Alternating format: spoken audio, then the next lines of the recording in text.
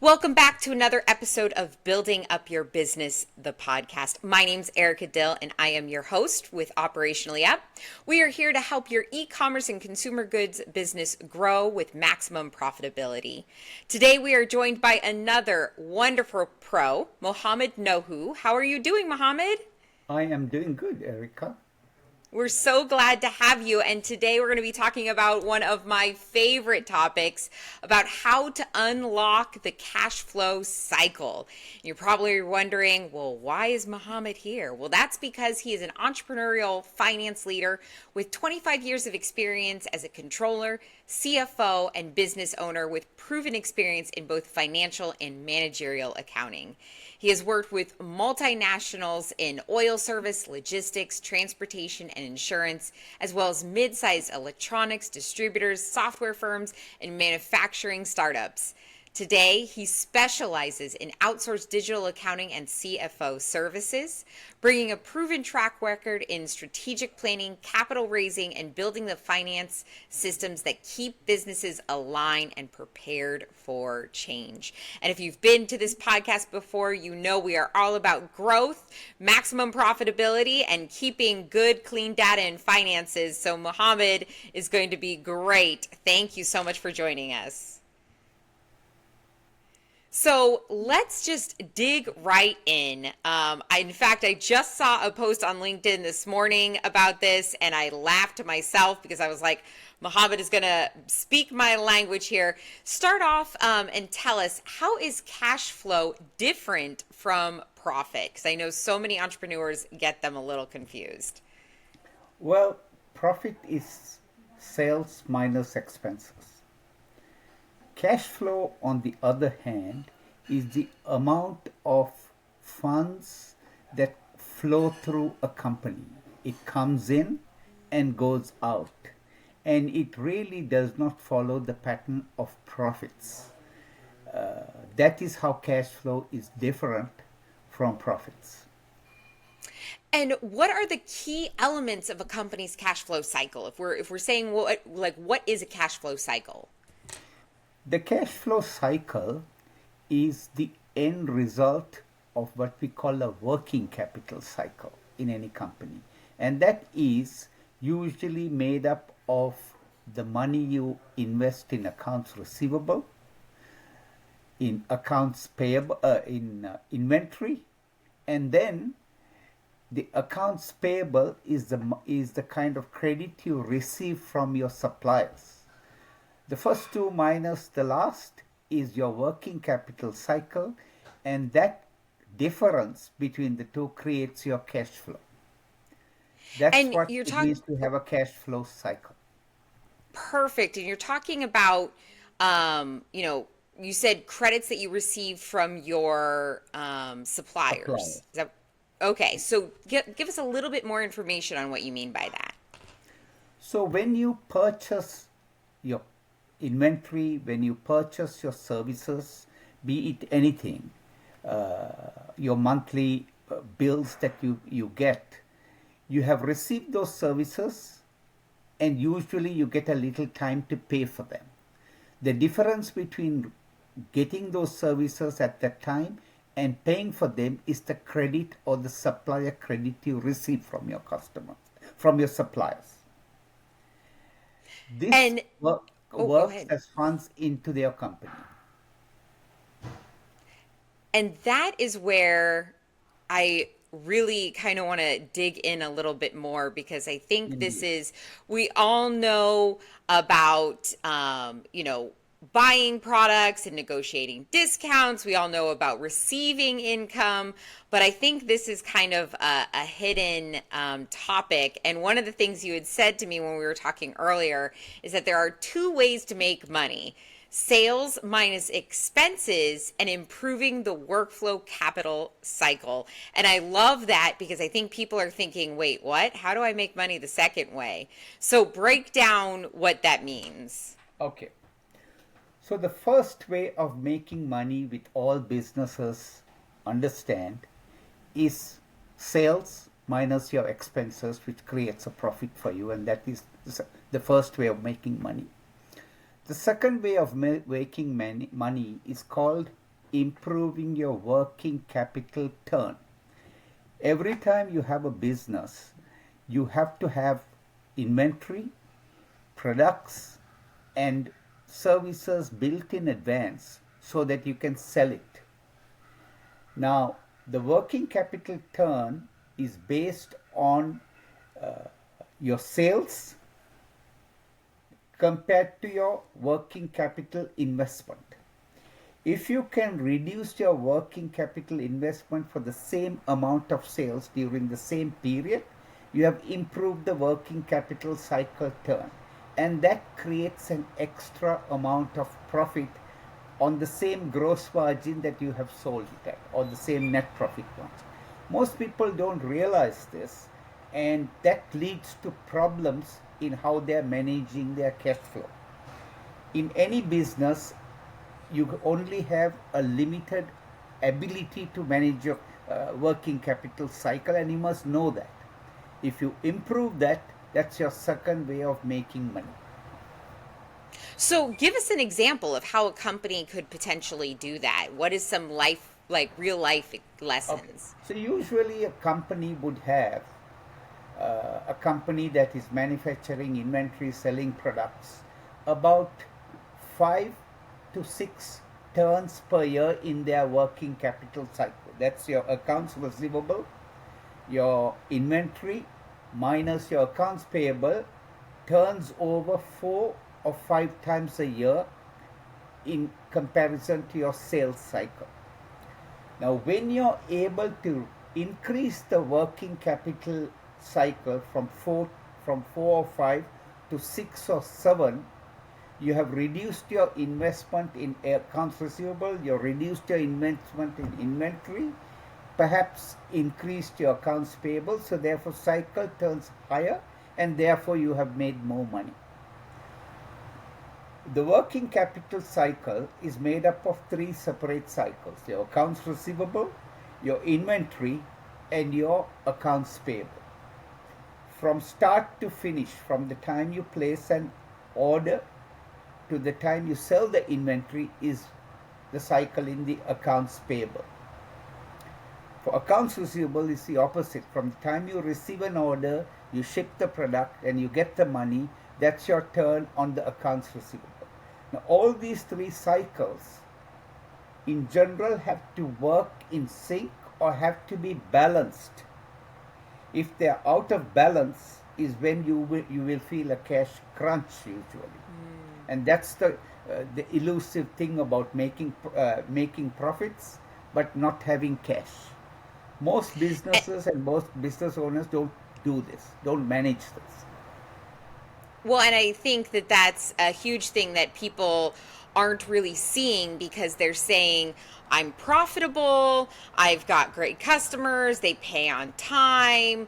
Especially, one of the things, if we're talking about consumer goods, you're heading into Q4, you're buying up inventory, you're Indeed. getting ready for the sales, but you're not going to make those sales, especially if you're D2C, until November, December. So you're sitting on inventory Yes. potentially September and October, and that's where you can really feel that cash crunch. Yes, you're building up your inventory in anticipation of sales because you don't Eh, want a stock out situation. Right. Well, yeah, So you you're definitely don't building want to up stock out on inventory. Black Yeah. Friday. So to build up your inventory, your supplier must give you a reasonable amount of credit, or you have to go to the bank to borrow money.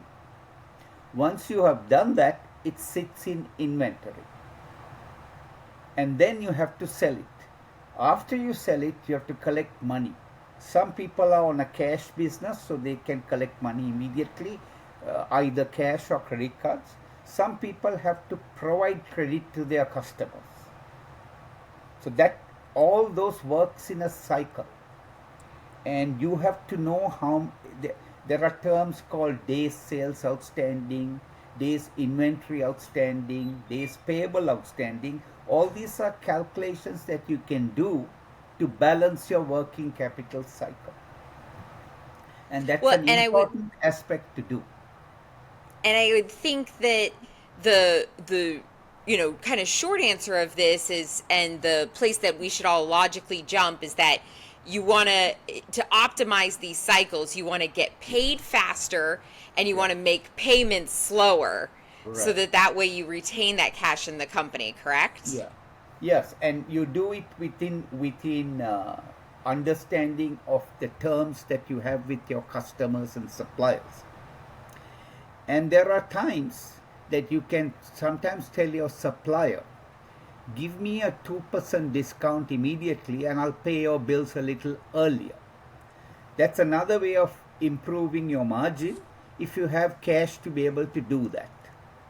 And that's a good way of using your line of credit that you borrow from the bank so that you can tell your, that's a good use of your line of credit if you're able to do that with your suppliers. Well, and I would assume that it kind of works the same way when you're talking about making cash sooner. You can Right. offer discounts Offer a to discount, your yes. customers. Yes. If you want your money sooner, you can also offer a discount to your customers so that they pay you earlier. And things like, offering to accept credit cards or different forms Yeah. of payment, of course, they come with different expenses, whether it's credit Right. card fees or loss of revenue because you're giving a Right. discount. It's all about how you're working that cash flow cycle and where you want the cash to come in and when. And Yeah. you have to weigh those with those discounts and fees. Yeah. It's always a trade off how much you have to spend on credit cards and discounts and the money that you receive early or the money that you want early. It's all a trade off thing which can be calculated to see whether it improves your profit or decreases your profit. Are So, there any tools or any suggestions you have for companies to put together that model and look at how, what is the best option for them? yeah, indeed, you have to know the same way that you look at your income statement or P&L statement, you have to look at your balance sheet as well from month to month. That shows you the movements of your assets and liabilities. Movements of your assets and liabilities creates this working capital opportunity and working capital window that you can measure. If you measure that, you're looking at the second way of making money. A lot of businesses don't do that, and they do get into trouble because they are over invested in their assets and liabilities as compared to their sales and expenses. So Is that's that what. one of the is that one of the reasons why maybe companies focus more on the sales and expenses because they don't know how that Yes. balance sheet works and how that all Yeah, flows? that work is called cash flow statement uh, reporting, and a lot of companies find it difficult to understand cash flow management. For us technical people, that's always an opportunity when we go into a client to understand that pretty quickly. And there are many times where cash flow is more important than doing profitability in the short term, because you can be very profitable and become very illiquid fast if you have not managed your cash flow. And banks focus on this. Banks are very concerned when they lend money to you whether you're liquid or will you become illiquid very quickly. What So is a good way for a company to know? Like, is there a telltale sign about whether they're going to become illiquid quickly? yeah, indeed, they can't pay salaries, for example. They're very anxious about when they will have cash to pay for salaries, or they're waiting for a big check to come in, and without that big check, they can't pay their bills. So Yeah. that means they're either overextended, over trading, because you must always have about 2 to 3 months of expenses in liquid form that you can spend on at any given time if you are managing your business correctly, so that So you, two you to are three not months is the anxious magic about time paying your frame. bills. Yeah. Or you must have Yeah. a line of credit that you can depend on in case your customers get late. Well, and that's So, the benefit of having that line of credit with banks is that you do have yeah, that comfort level in case something does happen, right. especially if Yeah, you're working to become, more cash flow cycle focused. It does take a process, right? yeah, So having that line of credit can help build that gap. yeah. And that's an interesting thing about lines of credit and dealing with banks. The banks like to lend on inefficiency up to a point. They look at your balance sheet, look at your receivables, look at your inventory, and look at your payables. They can tolerate an inefficiency according to your standards of receivables can be 60, 70 days out. Inventory can be the same amount, maybe 90 days out. Payables 35 days. When they see these inefficiencies, they see assets on which they can lend, and they lend money based on those assets which in most cases should have been managed better, so that you sometimes you don't even have to borrow from the bank. The moment accounts receivables becomes over 90 days, a bank doesn't like that. They don't consider it an asset, they consider it a problem. So even when you Mm. deal with the bank on a line of credit, you got to be smart about what they are looking for and what you can do about it. So, a line of credit negotiation with the bank regarding their covenants, regarding their debt ratios, also is important for you to understand, so that you're not saddled or burdened with extra problems caused by the bank. Yeah, Well, and that's really good to know because I know a lot of companies are, hoping to go to banks for more yes, traditional lending, like a yes, loan or a line of credit, and they yes, get turned away and they kind of get surprised because they're like, oh, but we're profitable, but we have all these right, things. But it's good to know that it's not always about just being profitable. Or being in a growth mode where everything is yeah, good and positive, you're doing well. That's not enough to sometimes secure that line of credit. yeah. And for a lot of small businesses or medium businesses, the bank is very interested to know how their money is being managed after they lend it. That's why they ask you for periodic financials to see how the money is moving, how the money is being Oh. used, and whether it is being used for the purpose you asked it for. They need to understand. So people like us provide that information, are able to answer questions that the bank asks in a technical level. It's They will not fund, for example, loss making companies, that they are not in the business of funding losses, where the Mm. company says, I lost this year, I need some money. That is not how a bank works.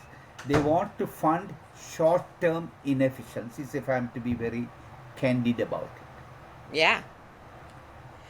And that's really interesting to know. And one of the things I kind of want to get back to is how do these, improving your working capital cycle, how can sometimes that make a bigger impact than even just increasing sales if we're putting all of this Indeed. knowledge to use? Indeed, sometimes it's difficult to increase your sales, and you're looking for efficiencies that are within your control. So, these are things that are within your control to manage your receivables, collect your bills quicker, manage your inventory, buy less, get supplier credit. All these are within your control, and that's what you should jump on first, as opposed to wanting to increase sales or trying to increase sales, which are slightly outside your control. We all hope that growing sales is within our control and we have great sales teams that are out there hustling, but sometimes economies and markets and demand is not always in our best Yeah, interest, and so we have to get creative, and that's where definitely having mastery of your working cash flow cycle can help. yeah, We had kind of talked a little bit about how to get paid faster by offering discounts or accepting credit cards. We talked a little bit about paying your vendors later and or getting a discount, what are some of the tips and tricks that you give to your clients about how to negotiate longer terms or getting those discounts? Yeah, when you sit down with your vendors, the best is to understand how much purchasing you can do over a period of time. What this does is you assure the vendor that he can expect this amount of business from you. For that, you need a company budget which tells you how much you can purchase. Then, when you tell the vendor, I can commit to this kind of purchases per month, what is a volume discount that I can expect from you? Then, that is on the price and the quantity that you buy. The next negotiation should be on how soon or how late you're going to pay the bill. If I pay the bill in 30 days, I don't get a discount. If I pay the bill in 15 days, I get a discount. And if I pay the bill immediately, I get a higher discount.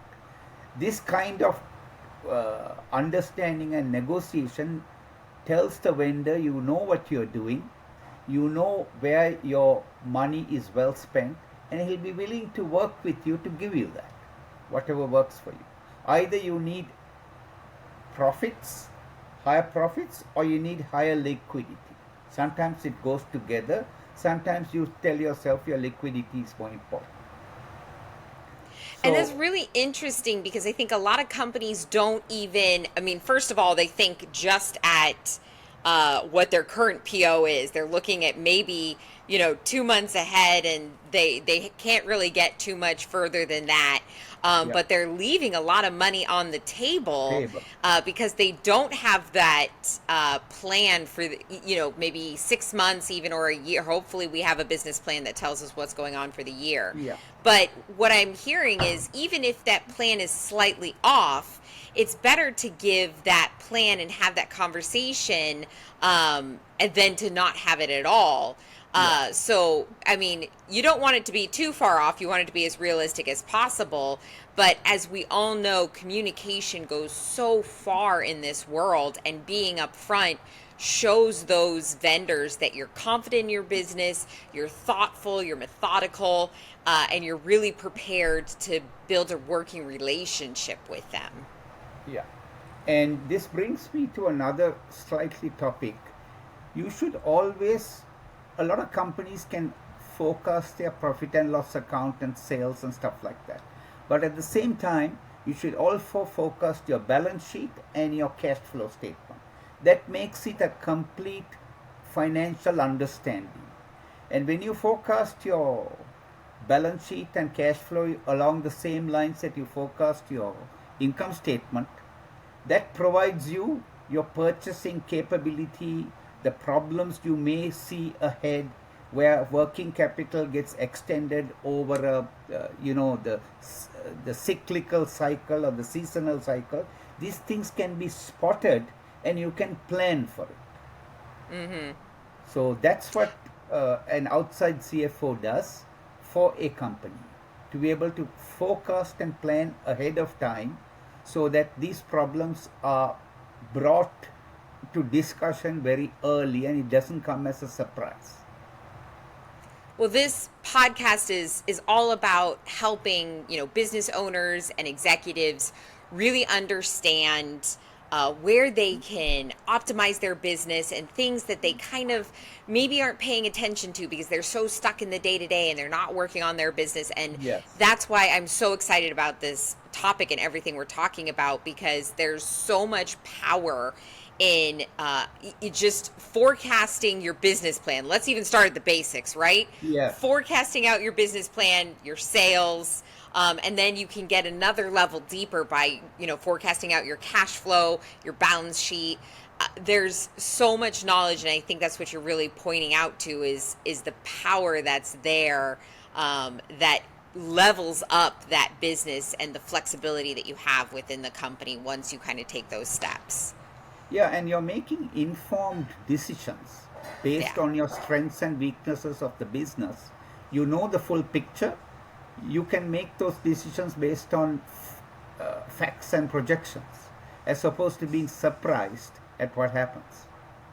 Yeah, You're going through the first quarter, everything's fine. You hit the second quarter, so far so good. You hit purchasing for Q4, and you're like, oh, well, shoot. Now I don't know. yeah, Now I don't know what I'm doing. exactly, exactly. Things you have to know that a little bit in advance. Yeah, you really should. Otherwise, every year you're gonna be pulling your hair out, and then you wonder why you're bald at the end of the year. So when we're talking about forecasting the balance sheet and forecasting cash flow, I'm sure that really kind of makes founders and business owners and executives' heads start to spin about, oh my gosh, there's all this extra work and everything else. Is it really that daunting? Fractional CFO services are such a thing. Is it really that hard of a task to forecast out those documents? No, I mean we do it as a turnkey business model. We look at we start where we start a forecast usually with sales. Mm, Sales is what a business owner can tell us and can be confident about because of his past experiences. From the sales forecast, you can logically build out everything else: your cost of goods, your yep. gross profit, your expenses. You can look at your past figures on your balance sheet, work out this working capital cycle. A lot of things in business operates in cycles. Yeah. There's a sales cycle, there's a purchasing cycle, expense cycle. So people like us have to put these cycles together very quickly, logically, it makes sense. And then it tells you the picture. So it's not very difficult to build out if you have been doing it like us over and over again. Well, and that's a good point of sometimes you just need to ask for help. If you haven't done it before, there's somebody out there that's done it a million times and can Indeed. do it effortlessly. So, we kind of talked about, how to do these things. And we talked a little bit about I think you gave the one example of a red flag, but I wanted to hear about some others. So one of the things about red flags about whether they're getting in trouble with their cash flow is worrying about, paying payroll. What are some other kind of red flags or things that business owners should be looking for about whether they can optimize their working capital flow? Well, the other red flags is being unable to pay your